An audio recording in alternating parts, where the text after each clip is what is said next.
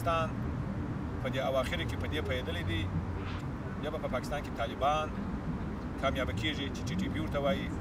او یا به پاکستان هېواد د طالبانو دغه حکومت له منځه وړي یعنې و دوی ته رنګه کار نشته تور سپین دی او دوی داسې فکر کوي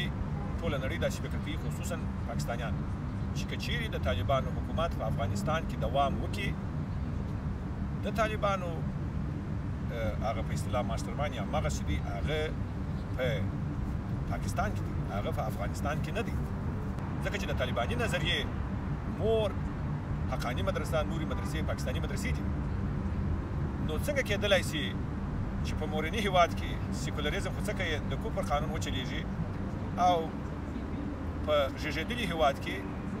هلته شرعي یا د طالبانو حکومت پر مخ لاس یا په دې خاطر دوی اوس په دې پوه سوي دي چې په هېڅ ډول سره اجازه ورنه کړي تر څو د طالبانو حکومت بقا پیدا کړي